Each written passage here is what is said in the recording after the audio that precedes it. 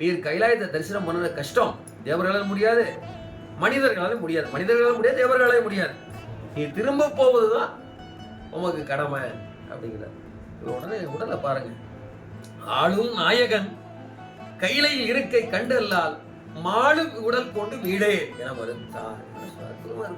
என் ஆளக்கூடிய என்னுடைய நாயகன் அவன் வீட்டிருக்கின்ற அந்த திரு கைலாயத்தை தரிசிக்காமல் காணாமல் இந்த மண்ணுக்கு போற உடம்ப வச்சு நான் திரும்ப போக மாட்டேன் என்று உறுதிப்பட சாமிகிட்ட அறிவித்தாராம். உறுதிப்பட அறிவிச்ச உடனே சாமிக்கு அப்படியே நிகழ்ந்துட்டார்.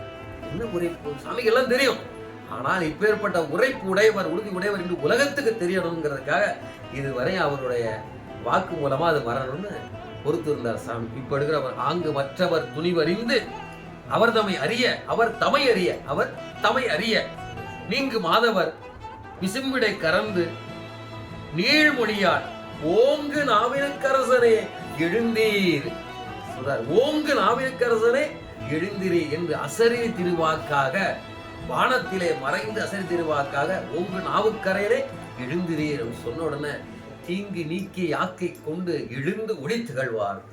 உடம்புல அடிப்பட்ட அந்த காயெல்லாம் இருக்குல்லவா, யாத்திரை பண்ணும்போது ஏற்பட்ட அத்தனை காயம் நீங்கி நல்ல ஒளிமயமான திவ்ய சரீரத்தை பெற்று எழுந்து நின்று தொழுகின்றார் சாமியை.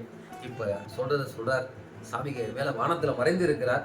அண்ணலே என்னை ஆண்டு கொண்டு அருளிய அமுதே, விண்ணிலே மறைந்தருள் புரி வேத நாயகனே, கண்ணினான் திருக்கையிலையில் இருந்த நின் கோலம் நன்னி நான் தொழ நயந்து அருள் புரி என பணிந்தார். பணிகிறார் சாமி.